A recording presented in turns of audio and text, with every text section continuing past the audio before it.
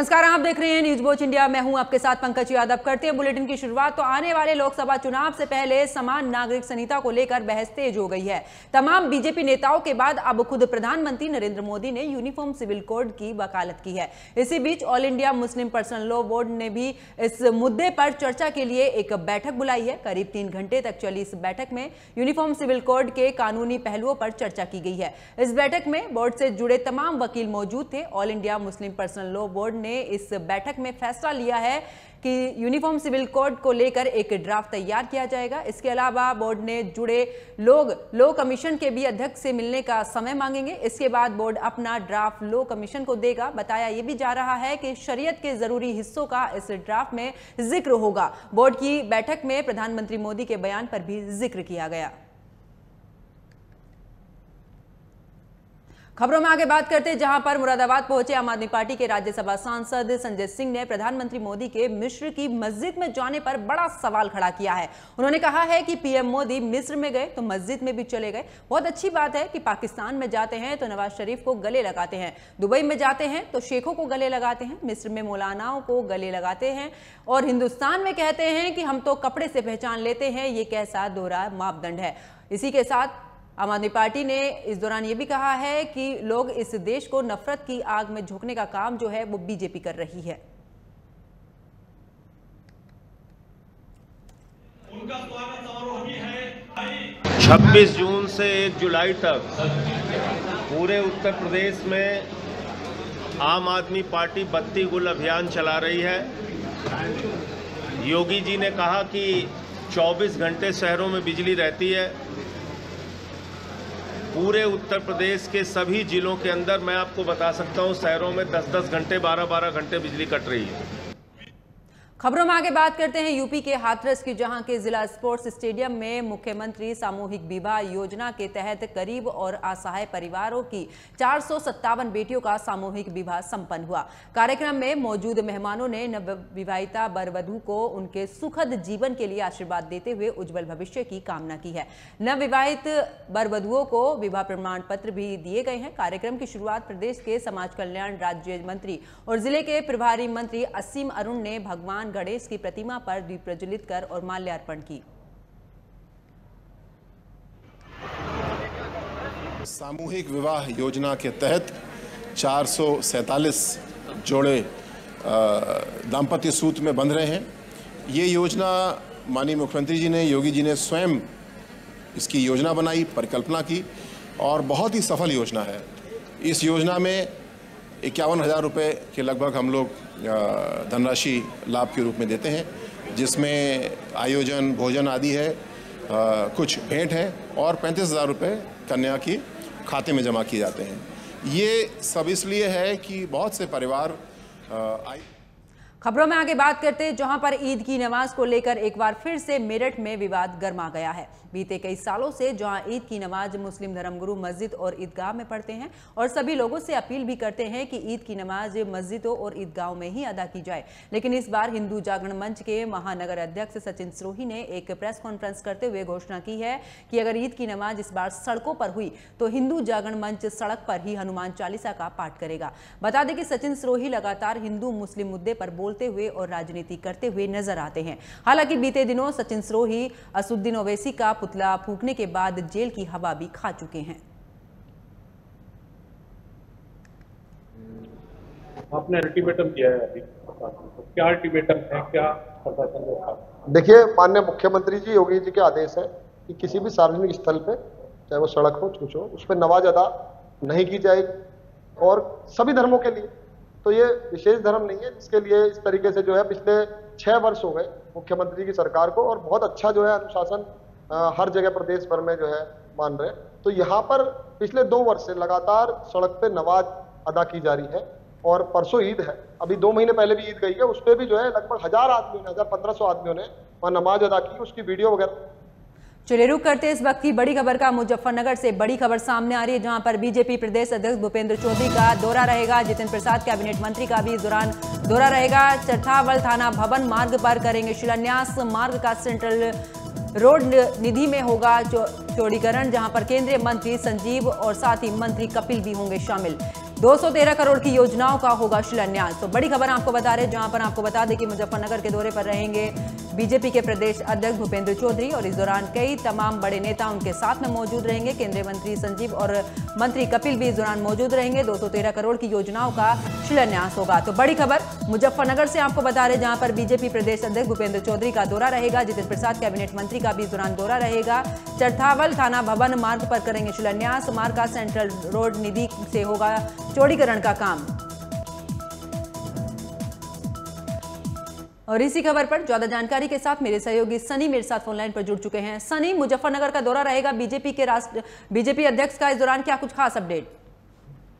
जी देखिए, आज जो चरथावल क्षेत्र स्थित चरथावल थाना भवन रोड है उसका सेंट्रल निधि के माध्यम से लगभग 213 करोड़ रुपए की लागत से चौड़ीकरण किया जाएगा, जिसका आज बीजेपी प्रदेश अध्यक्ष भूपेंद्र चौधरी एवं जितिन प्रसाद जो कैबिनेट मंत्री और पीडब्ल्यूडी मंत्री भी हैं उनके द्वारा आज शिलान्यास किया जाएगा। लगभग 213 करोड़ की योजना में ये शिलान्यास किया जाएगा और 28 जनपद की 28 योजनाओं का शिलान्यास इनके द्वारा किया जाना है। इसी को लेकर आज भारी पुलिस बल यहाँ मौजूद है। सुरक्षा को लेकर काफी इंतजाम किए गए हैं और कुछ ही देर बाद यहाँ पर बीजेपी प्रदेश अध्यक्ष भूपेंद्र चौधरी और जितिन प्रसाद कैबिनेट मंत्री पहुंचे हैं एवं अन्य जो यहाँ के केंद्रीय राज्य मंत्री कपिल देव अग्रवाल और केंद्रीय राज्य मंत्री संजीव बालियान जी इनका काफी देर से इंतजार कर रहे हैं और कुछ ही क्षणों में यहाँ पे पहुंचेंगे। इसके बाद ये शिलान्यास कार्यक्रम यहाँ पर किया जाएगा। चलिए, बहुत बहुत शुक्रिया सनी इस खबर पर जुड़ने के लिए, विस्तार पूर्वक जानकारी देने के लिए। खबरों में आगे बात करते हैं और बात करते हैं यूपी के अमरोहा की, जहां पर लव जिहाद का मामला सामने आया। यहां 11 साल पहले राग नंबर से गाजीपुर की हिंदू युवती के संपर्क में आए मुजम्मिल नाम के युवक ने बब्बू बनकर उसे प्रेम जाल में फंसाया और उसका जबरन धर्म परिवर्तन कराकर निकाह किया। हिंदू संगठन के कार्यकर्ताओं ने उसे थाने पहुंचाया और चारों आरोपियों पर केस दर्ज किया गया है। आपको बता दें कि गाजीपुर की रहने वाली हिंदू युवती ने अमरोहा के रहने वाले युवक पर गंभीर आरोप लगाए हैं। युवती ने पुलिस को बताया है कि एक युवक जिसका नाम मुजम्मिल है, उसने अपना नाम बबलू बताकर 11 साल पहले शादी की। शादी करने के बाद उस पर इस्लाम धर्म अपनाने का दबाव बनाया गया। इसके बाद 3 लोगों को बेच दिया गया। फिर तीनों ने उसके साथ में सामूहिक दुष्कर्म की घटना को अंजाम दिया। युवक गजरोला थाना क्षेत्र के कैसरवा गांव का रहने वाला है। वहीं बजरंग दल के कार्यकर्ताओं ने साथ में पहुंची युवती ने पुलिस को अपनी आपबीती सुनाई और आरोपी युवक के खिलाफ सख्त से सख्त कार्रवाई की मांग की है। वहीं इस मामले में अमरोहा के एसपी ने पूरे मामले की जांच पर सख्त से सख्त कार्रवाई करने की भी बात कही है।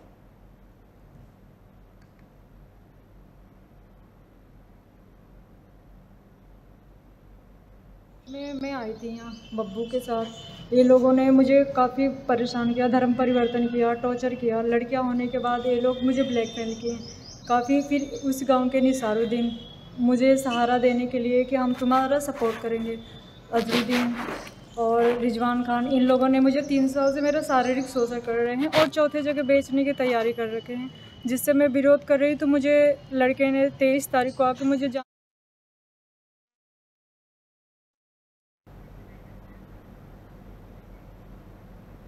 चलिए रुक करते इस वक्त की बड़ी खबर का। बिजनौर से बड़ी खबर सामने आ रही, जहां पर बीजेपी के कई दिग्गज नेता पहुंचे हैं बिजनौर। बीजेपी प्रदेश अध्यक्ष भूपेंद्र चौधरी, कैबिनेट मंत्री जितिन प्रसाद होंगे मौजूद। बिजनौर के नुमाइश मैदान में रैली का होगा आयोजन। पीएम मोदी के 9 साल का कार्यकाल पूरा होने पर कार्यक्रम होगा। बिजनौर बीजेपी कार्यकर्ताओं ने झोंकी है पूरी ताकत। दोपहर 3 बजे जनसभा होगी आयोजित। तो बड़ी खबर बिजनौर से आपको बता रहे, जहां पर बीजेपी के अध्यक्ष भूपेंद्र चौधरी आज बिजनौर जाएंगे। उनके साथ में पीडब्ल्यूडी के मंत्री जितिन भी मौजूद रहेंगे। इसी के साथ आपको बता दें कि बीजेपी के कई दिग्गज नेता आज बिजनौर पहुंचेंगे। इस दौरान भूपेंद्र चौधरी, कैबिनेट मंत्री जितिन प्रसाद भी मौजूद रहेंगे। बिजनौर के नुमाइश मैदान में रैली होगी। पीएम मोदी के 9 साल का कार्यकाल पूरा होने पर यह कार्यक्रम है। बिजनौर बीजेपी कार्यकर्ताओं ने इस रैली को लेकर पूरी ताकत झोंकी है। तो बड़ी खबर आपको बिजनौर से बता रहे, 3 बजे ये जनसभा आयोजित होगी। और इसी खबर पर ज्यादा जानकारी के साथ मेरे सहयोगी नईम अंसारी मेरे साथ फोन लाइन पर जुड़ चुके हैं। नईम, आज बिजनौर के दौरे पर रहने वाले हैं भूपेंद्र चौधरी, इसके साथ में पीडब्ल्यूडी मंत्री भी रहेंगे। क्या कुछ खास अपडेट दौरे को लेकर? जी पंकज, आपको बता दूं, पीएम नरेंद्र मोदी के 9 वर्ष का कार्यकाल पूरा होने पर एक कार्यक्रम का आयोजन किया गया है, जिसमें भाजपा नेताओं ने तमाम तैयारी कर रही हैं। इस कार्यक्रम में प्रदेश भाजपा के अध्यक्ष भूपेंद्र चौधरी और जितिन प्रसाद कैबिनेट मंत्री आ रहे हैं और इसी को लेकर तमाम तैयारियां की जा रही हैं। ये एक जनसभा का आयोजन किया जा रहा है। बिजनौर के नुमाइश ग्राउंड में एक कार्यक्रम स्थल बनाया गया है, जहां पर भारी संख्या में लोगों के पहुंचने के इंतजाम किए गए हैं और इसी को लेकर प्रशासन भी पूरी तरह से मुस्तैद है। सुरक्षा व्यवस्था के काफी इंतजाम किए गए हैं। भाजपा के प्रदेश अध्यक्ष भूपेंद्र चौधरी और जितिन प्रसाद कैबिनेट मंत्री 3 बजे एक जनसभा को संबोधित करेंगे। बिल्कुल। नईम, अगर बात की जाए जिस तरीके से पीएम मोदी के 9 साल के कार्यकाल के बारे में, उनकी उपलब्धियों के बारे में जनता के सामने रखेंगे ये सभी मंत्री, तो क्या ऐसा कहा जा सकता है कि 2024 की जो बिसात है वो बीजेपी की तरफ से पूरे तरीके से बिछाई जा चुकी है? जी बिल्कुल। जो नरेंद्र मोदी पीएम जो उनके 9 साल का जो कार्यकाल है उसमें तमाम कल्याणकारी योजनाएं जो जनता तक पहुंची हैं उसके जो है बारे में जनता को बताया जाएगा और ये 2024 के जो लोकसभा चुनाव है उसकी तैयारी भी की जा रही है। जी चलिए, बहुत बहुत शुक्रिया नईम इस खबर पर जुड़ने के लिए, विस्तार पूर्वक जानकारी देने के लिए। खबर यूपी के गाजियाबाद से है, जहां पर पिछले 28 सालों से पूर्व विधायक अमरपाल शर्मा भंडारे का आयोजन करते आ रहे हैं। आपको बता दें कि पिछले 27 सालों से ये भंडारा लगातार अमरनाथ यात्रा में शामिल होने वाले श्रद्धालुओं के लिए लगाया जाता है। भंडारे के लिए 4 ट्रकों के माध्यम से 18 टन खाद्य सामग्री को इंदिरापुरम कार्यालय से अमरनाथ यात्रा के लिए हरी झंडी दिखाकर रवाना किया गया है, जिसमें सूखा राशन, बिस्किट, नमकीन, ब्लैंकेट, जूते, दवाइयां जैसी जरूरी सामान इसमें शामिल है। विशाल भंडारे के साथ साथ श्रद्धालुओं के रात्रि विश्राम की व्यवस्था भी की जाएगी। भंडारे की समुचित व्यवस्था के लिए 72 सेवादारों का भी जत्था रवाना हुआ है, जिसमें डॉक्टरों की भी एक टीम शामिल है।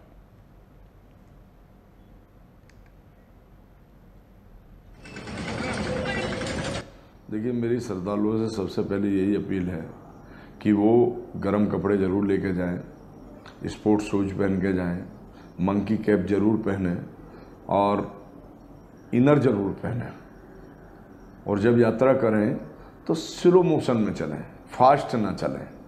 कुछ सूखे मेवे भी जरूर रखें थोड़ा गाना। और दूसरा, मैं सारी पूरी यात्रा के अंदर शेषनाग जी के ऊपर जनता की और अपने सभी श्रद्धालुओं के लिए हम वहाँ व्यवस्था रखते हैं और मेरा सभी से अनुरोध है कि जब वो पहलगाम से जाएं तो अपने भंडारे में जाएं। वहाँ आपके लिए सब सुविधा है, खाना, रहना, सहना, दवाई, गोली, ब्लैंकेट्स वगैरह सब सुविधाएं टोटल आपको मिलेंगी और आप आराम से गर्म पानी वगैरह सब मिलेगा। आप वहाँ जरूर। खबरों में आगे बात करते हैं, जहां पर ईडी ने मनी लॉन्ड्रिंग मामले में रियल एस्टेट कंपनी सुपरटेक के चेयरमैन आर.के. अरोड़ा को गिरफ्तार कर लिया है।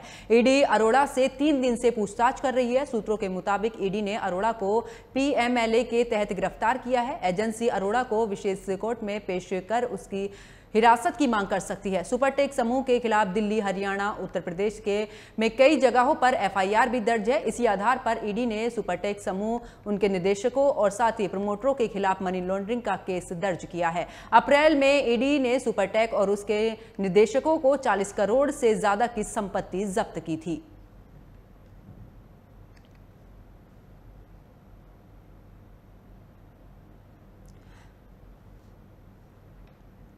और इसी खबर पर ज्यादा जानकारी के साथ मेरे सहयोगी सोनू मेरे साथ फोन लाइन पर जुड़ चुके हैं। सोनू, जिस तरीके से रियल एस्टेट को लेकर छापेमारी लगातार जारी है और इसको लेकर पूछताछ भी आर.के. अरोड़ा से की जा रही है, इसको लेकर क्या कुछ खास अपडेट? जी पंकज जी, आपको बता दें कि केंद्रीय जांच एजेंसी ने ईडी द्वारा आर.के. अरोड़ा की गिरफ्तार किया गया है। एक मैसेज इस तरह कह सकते हैं कि समाज में बहुत बड़ा मैसेज गया है और ग्रेटर नोएडा और साथ ही राजधानी दिल्ली की अगर बात कहें तो ऐसे मामले देखने को मिलते हैं। मैं आपको याद दिलाना चाहूंगा, पिछले कुछ दिनों पहले ही रविवार को उत्तर प्रदेश के मुख्यमंत्री योगी आदित्यनाथ नोएडा आए थे और नोएडा और ग्रेटर नोएडा के सबसे बड़ी समस्या खरीदारों की और बिल्डरों के बीच की गैप हो रहा है। प्रदेश के मुख्यमंत्री तमाम लोगों से, खरीदारों और बिल्डरों से खास बातचीत किया गया था। ईडी की पहली 1 महीने पहले से ही पूछताछ किया जा रहा था आर.के. अरोड़ा से, यानी कि जो बड़ा बिल्डर है जो फर्जीवाड़ा और मनी लॉन्ड्रिंग धोखाधड़ी ये करता है, तो ये हाल ही आर.के. अरोड़ा को जैसे ईडी द्वारा गिरफ्तार किया गया है। जी, जिस तरीके से ईडी पूछताछ कर रही है, क्या पूछताछ के दौरान कुछ खबरें सामने आई हैं? जी आपको बता दें आर.के. अरोड़ा की गिरफ्तार कल शाम में हुई है और उन्हें ईडी मुख्यालय में रखा गया है और आज जो है 11:30 बजे उनका मेडिकल टेस्ट कराया जाएगा और उन्हें कोर्ट में पेश किया जाएगा और साथ ही ये रिमांड में लिया जाएगा। और अब ये देखना लाजमी ये होगा कि ईडी की जांच करने के बाद और खरीदारों की शिकायत पर कोर्ट आर.के. अरोड़ा पर क्या कार्रवाई करती है। जी चलिए, बहुत बहुत शुक्रिया सोनू इस खबर पर जुड़ने के लिए, विस्तार पूर्वक जानकारी देने के लिए। चलिए रुक करते इस वक्त की बड़ी खबर का। लखनऊ से बड़ी खबर सामने आ रही, जहां पर ईडी के पूर्व डिप्टी डायरेक्टर के घर ईडी का छापा। लखनऊ में पूर्व डिप्टी डायरेक्टर के घर ईडी ने मारा है छापा। लखनऊ के शालीमार वन अपार्टमेंट में ईडी का छापा है। ईडी के पूर्व डिप्टी डायरेक्टर सचिन सावंत के घर छापेमारी हुई है। डायमंड कंपनी की 500 करोड़ की हेराफेरी में शामिल थे। ईडी ने लखनऊ और मुंबई आवास पर छापेमारी की है। तो बड़ी खबर आपको बता रहे हैं, जहां पर आपको बता दें कि लखनऊ के शालीमार वन अपार्टमेंट में भी ईडी ने छापेमारी की है। ईडी के पूर्व डिप्टी डायरेक्टर के यहां पर छापेमारी हुई है। ईडी ने लखनऊ और मुंबई में छापेमारी की है। तो बड़ी खबर आपको बता रहे लखनऊ से, जहां पर ईडी ने इस दौरान आपको बता दें कि छापेमारी की है। लखनऊ में पूर्व डिप्टी डायरेक्टर के आवास पर छापेमारी की गई है। साथ ही सचिन सावंत के घर पर यह छापेमारी हुई है। डायमंड कंपनी की 500 करोड़ की हेराफेरी का आरोप है और इसी के तहत ईडी ने लखनऊ और मुंबई में छापेमारी की है। तो बड़ी खबर आपको बता रहे हैं, जहां पर लखनऊ के शालीमार वन अपार्टमेंट में छापेमारी की गई है। ईडी के पूर्व डिप्टी डायरेक्टर के घर पर छापेमारी की गई है। 500 करोड़ के हेराफेरी का यह पूरा मामला है, जहां पर लखनऊ और मुंबई में भी छापेमारी की गई है ईडी की तरफ से। इसी खबर पर ज्यादा जानकारी के साथ मेरे सहयोगी सिद्धार्थ मेरे साथ फोन लाइन पर जुड़ चुके हैं। सिद्धार्थ, जिस तरीके से ईडी की कार्रवाई लगातार जारी है, बात की जाए सचिन सावंत के खिलाफ भी अब छापेमारी की गई है, क्या कुछ खास अपडेट इसको लेकर? आपको बता दें ईडी के पूर्व डायरेक्टर घर ईडी का छापेमारी की गई। लखनऊ के पूर्व डिप्टी डायरेक्टर के घर ईडी छापे। लखनऊ के शालीमार अपार्टमेंट में ईडी की छापेमारी की गई है। सावंत जब मुंबई में थे तब ईडी में तब किया था इन्होंने हेराफेरी, तो डायमंड कंपनी की 500 करोड़ की हेराफेरी में शामिल है। तो ईडी ने लखनऊ और इनकी दो आवास है मुंबई में छापेमारी की है। सचिन सावंत मुंबई में ईडी के डिप्टी कलेक्टर थे। सावंत इस समय एडिशनल कमिश्नर कस्टम लखनऊ में पोस्टेड है। तो कहीं ना कहीं इनके दोनों जगह छापेमारी की जा रही है और कहीं ना कहीं जो हमारे सूत्र बताते हैं इनकी गिरफ्तारी भी कर ली गई है। जो सूत्रों से अभी खबरें निकलकर सामने आ रही है, तो कहीं ना कहीं पंकज जब इनकी मुश्किलें बढ़ती जा रही हैं, जिस तरीके से सूत्र बता रहे हैं कि अब गिरफ्तारी हो गई है, तो अब जो इनके करीबी हैं उनके भी शिकंजा कसा जाएगा। कैसे इन्होंने हेराफेरी की थी, कौन कौन लोग और शामिल है, कौन सिंडिकेट में शामिल है, पूरी तरीके से छापेमारी की जाएगी। पूरी तरीके से और लोगों को तार जोड़े जाएंगे। जब पुलिस जब इनकी गिरफ्तारी कर लेने से पूछताछ की जाएगी कौन लोग इनकी मदद कर रहे थे और कैसे इन लोगों ने किन और कोई कंपनियां हैं जिनमें इन्होंने हेराफेरी की। तो कहीं ना कहीं काफी सवाल होंगे और इनको सब जवाब देने होंगे। तो कहीं ना कहीं अब इनकी मुश्किलें बढ़ गई हैं। बिल्कुल सिद्धार्थ, क्या इससे पहले भी कुछ इस तरीके की कार्रवाई हुई थी इनके खिलाफ? देखिए आपको बता दें ये लगातार ईडी के रडार पर थे। पहले भी लगातार इनकी शिकायतें की जा रही थी। कहीं ना कहीं जब शिकायतें ज्यादा हो गई तो ईडी की नजर इन पे पड़ी और ईडी पे रडार पर ये पहले से थे। तो कहीं ना कहीं अब ईडी ने पूरी तरीके से इनके खिलाफ सख्ती कर दी है। लेकिन कहीं ना कहीं बड़ा सवाल ये उठता है कि आप खुद पद पर थे, आप भ्रष्टाचार को आपको रोकना था, आप खुद ही भ्रष्टाचार में सम्मिलित हो गए। तो कहीं ना कहीं ये एक चौंकाने वाली बात है और जिसको चीजें रोकनी थी वही जाकर उसमें शामिल हो गया, ये बड़ा सवाल है। चलिए, बहुत बहुत शुक्रिया सिद्धार्थ इस खबर पर जुड़ने के लिए, विस्तार पूर्वक जानकारी देने के लिए। खबरों में आगे बात करते हैं कानपुर देहात की, जहां पर डीएम नेहा जैन अपने काम के चलते एक बार फिर से चर्चा में आ गई हैं। जहां पर जनता दरबार के दौरान पहुंचे एक दिव्यांग युवक की समस्या को सुनकर डीएम नेहा जैन ने अपनी कुर्सी को छोड़कर दिव्यांग युवक के पास पहुंची और उस दिव्यांग की समस्या को सुना। इसी के साथ ही संबंधित विभाग के अधिकारियों को भी दिव्यांग की समस्या का निस्तारण करने के दिशा निर्देश भी दिए हैं और साथ ही उस दिव्यांग को ट्राईसाइकिल के साथ भिजवाया है।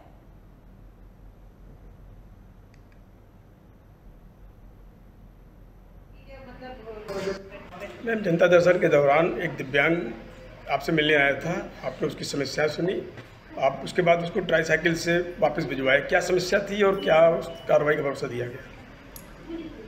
देखिए, जनता दर्शन में हम लोग हमेशा माननीय मुख्यमंत्री जी की मंशा के अनुसार बैठ के जो भी आता है, जो भी यहाँ पे अपनी व्यथा बताने आता है, उसको कायदे से सुनते हैं और उनकी जो भी समस्या है उसका निस्तारण करने का पूरा प्रयास करते हैं। इसी क्रम में गांव छतैनी के मोहम्मद जुबैर पढ़ाई नहीं करिए। चलिए रुक करते इस वक्त की बड़ी खबर का बिजनौर से बड़ी खबर सामने आ रही, जहां पर बारिश ने बढ़ाया है। इस दौरान गंगा का जल स्तर, गंगा तेजी से कर रही है कटान, ग्रामीणों की बड़ी है चिंता। प्रशासन ने गंगा किनारे लेखपाल की लगाई है ड्यूटी। प्रशासन ने गंगा के इर्द गिर्द ग्रामीणों को नहीं जाने की लगाई है पाबंदी। गंगा किनारे बसे दर्जन भर गाँव में मंडराया है बाढ़ का खतरा। थाना मंडवा के गंगा खादर का ये पूरा मामला है। तो बड़ी खबर आपको बता रहे हैं, जहां पर आपको बता दें कि बिजनौर से बड़ी खबर, जहां पर बारिश से बढ़ा है गंगा का जल स्तर। और इस दौरान आपको ये भी बता दें कि गंगा तेजी से कर रही है कटान, ग्रामीणों की चिंता बढ़ी है। प्रशासन ने गंगा किनारे लेखपाल की लगाई है ड्यूटी। प्रशासन ने गंगा के इर्द गिर्द ग्रामीणों को नहीं जाने पर पाबंदी लगाई है। और इस दौरान गंगा किनारे बसे दर्जन भर गाँव में मंडराया है बाढ़ का खतरा। तो बड़ी खबर बिजनौर से आपको बता रहे, जहां पर आपको बता दें कि जिस तरीके से लगातार पहाड़ी क्षेत्रों में बारिश हो रही है, उसकी वजह से अब गंगा का जल स्तर लगातार बढ़ता जा रहा है और इसी को लेकर अब ग्रामीणों की चिंता बढ़ गई है। और इसी के देखते हुए प्रशासन ने गंगा किनारे लेखपाल की ड्यूटी लगाई है। इसी खबर पर ज्यादा जानकारी के साथ मेरे सहयोगी नईम अंसारी मेरे साथ फोन लाइन पर जुड़ चुके हैं। नईम, जिस तरीके से लगातार गंगा का जल स्तर बढ़ता जा रहा है, इसको लेकर प्रशासन की तरफ से क्या पुख्ता इंतजाम किए गए हैं? देखिए, पहाड़ी और मैदानी इलाकों में हो रही मूसलाधार बारिश से मैदानी इलाकों की जो गंगा है उनका जल स्तर लगातार बढ़ता जा रहा है। इसी को लेकर प्रशासन द्वारा जो गंगा किनारे गांव बसे हुए हैं उन्हें सतर्क किया गया है, कोई भी गंगा की ओर ग्रामीण ना जाए। और इसी को देखते हुए प्रशासन द्वारा लेखपाल की ड्यूटी लगाई गई है, जो पूरी तरह से निगरानी कर रहे हैं। जी बिल्कुल, लेकिन जिस तरीके से गंगा किनारे लेखपाल की ड्यूटी जो लगाई गई है, वहां पर बसे जो किनारे पर गांव है, आखिरकार उनको लेकर क्या कुछ खास दिशा निर्देश दिए गए हैं प्रशासन की तरफ से? देखिए, प्रशासन ने उन्हें आगाह कर दिया है कि जिस तरह से गंगा का जल स्तर बढ़ रहा है वो पूरी तरह से सतर्क रहें और प्रशासन भी पूरी तरह सतर्क है। और यदि कोई भी समस्या होती है तो जब बाढ़ का खतरा होता है या बाढ़ की स्थिति बनती है तो प्रशासन पहले ही दूसरी जगह चीन करता है और सभी ग्राम वासियों को वहां पर तमाम सुविधाओं के साथ वहां भेज दिया जाता है। और इसी को लेकर प्रशासन पूरी तरह सतर्क है और बाढ़ से बचाव के जो राहत कार्य है वो भी सिंचाई विभाग की तरफ से जारी है। जी चलिए, बहुत बहुत शुक्रिया नईम इस खबर पर जुड़ने के लिए, विस्तार पूर्वक जानकारी देने के लिए। खबरों में आगे बात करते हैं, जहां पर प्रगति मैदान टनल में 24 जून को दिन दहाड़े हुई कारोबारी से लूट के मामले में दिल्ली पुलिस की क्राइम ब्रांच ने 7 बदमाशों को गिरफ्तार किया है। वारदात के समय पीड़ित कारोबारी ओला कैब से गुरुग्राम जा रहे थे। पुलिस ने वारदात की सूचना मिलने के बाद पुलिस एनसीआर के अलावा हरियाणा, यूपी और शहरों में भी छापे मारकर आरोपियों को गिरफ्तार किया है। पुलिस ने आरोपियों से 2 बाइक, 1 पिस्तौल और 5 कारतूस और इसी के साथ में 5 लाख रुपए बरामद किए हैं। अभी 3 आरोपी फरार हैं, जिनकी तलाश में भी पुलिस जुटी हुई है। चलिए रुक करते इस वक्त की बड़ी खबर का। आगरा से बड़ी खबर सामने आ रही, जहां पर सड़क किनारे रेडियो पर चढ़ी है अनियंत्रित कार। हादसे में एक किशोर की मौत, 4 लोग घायल। पुलिस ने अस्पताल में कराया भर्ती, हायर सेंटर रेफर किया गया है। पुलिस ने पोस्टमार्टम के लिए भेजा है शव। कार चालक कार छोड़कर मौके से हुआ है फरार। थाना फतेहाबाद के जनता इंटर कॉलेज के सामने का यह पूरा मामला बताया जा रहा है। तो बड़ी खबर आपको बता रहे हैं। खबरों में आगे बात करते हैं, जहां पर मुजफ्फरनगर की नई मंडी कोतवाली पुलिस और चरथावल पुलिस को बड़ी सफलता हाथ लगी है, जहां पर पुलिस ने 2 थाना क्षेत्रों में आपराधिक घटनाओं की साजिश रच रहे 7 आरोपियों को गिरफ्तार किया है। वहीं पुलिस ने गिरफ्तार आरोपियों के कब्जे से 1 अवैध पिस्टल, 3 तमंचे और 1 चाकू भी बरामद किया है। आपको बता दें कि जिले में अपराध पर लगाम लगाने के लिए वरिष्ठ पुलिस अधीक्षक संजीव सुमन की ओर से अपराधियों की धरपकड़ के लिए एक अभियान चलाया जा रहा है, जिसके तहत पुलिस को यह सफलता मिली है। थाना चरथावल पुलिस ने सीओ सदर और चरथावल प्रभारी एएसपी साहब के नेतृत्व में जो शातिर अभियुक्त हैं, जो जनपद में असला और तमंचा के बल पर अपनी गुंडई और दबंगई दिखाते हैं, ऐसे अभियुक्तों को पुलिस ने गिरफ्तार किया है। अभी जो 5 अभियुक्त गिरफ्तार किए गए हैं, उनके कब्जे से 1 पिस्टल, 3 नाजायज़ तमंचे और 1 चाकू गिरफ्तार किया गया है। ये सभी लोग अवैध असलाहों को अपने पास रखते हैं और इनके दम पर जो है वो लोगों को डराते धमकाते हैं और उनसे अलग तरह के जो है वो उधर मुजफ्फरनगर के खतौली कोतवाली क्षेत्र में पुलिस को सफलता हाथ लगी है, जहां पर पुलिस ने मुठभेड़ के दौरान एक शातिर वाहन चोर को गिरफ्तार किया है। वहीं पुलिस ने गिरफ्तार चोर के कब्जे से 8 चोरी की मोटरसाइकिल, एक तमंचा और कारतूस भी बरामद किए हैं। बताया भी जा रहा है कि गिरफ्तार शातिर चोर एक साथी मुठभेड़ के दौरान भी पुलिस को चकमा देकर भागने में कामयाब हो गया, जिसकी गिरफ्तारी के प्रयास में लगातार पुलिस लगी हुई है। थाना क्षेत्र खतौली में कुछ बाइक चोरी की घटनाएं हुई थी, जिस पे पुलिस ने कार्रवाई करते हुए एक शातिर बाइक चोर को गिरफ्तार किया गया है। इसका एक साथी जो है वो दबिश के दौरान फरार होने में सफल रहा था, लेकिन इसको पकड़ा गया है और इसके कब्जे से 8 चोरी की बाइकें बरामद की गई है। इसकी निशानदेही। उधर भारत मौसम विज्ञान विभाग ने मानसून के कारण हो रही बारिश को देखते हुए देश के कई हिस्सों में ऑरेंज और येलो अलर्ट जारी किया है। आईएमडी वैज्ञानिक सोमा सेन ने कहा है कि मानसून वर्तमान में सक्रिय है और पिछले 4 से 5 दिनों में तेजी से आगे बढ़ा है। उत्तर पश्चिम भारत के कुछ हिस्सों को छोड़कर मानसून ने लगभग पूरे देश को प्रभावित किया है। पूरे गुजरात और दक्षिण पूर्वी राजस्थान को भी मानसून ने कवर कर लिया है। अगले 2 दिनों में उम्मीद है कि दक्षिण पंजाब, हरियाणा और राजस्थान के शेष हिस्सों को भी कवर कर जाएगा। और मेरे साथ फिलहाल खबरों में इतना ही। आप देखते रहिए न्यूज़ वॉच इंडिया। नमस्कार।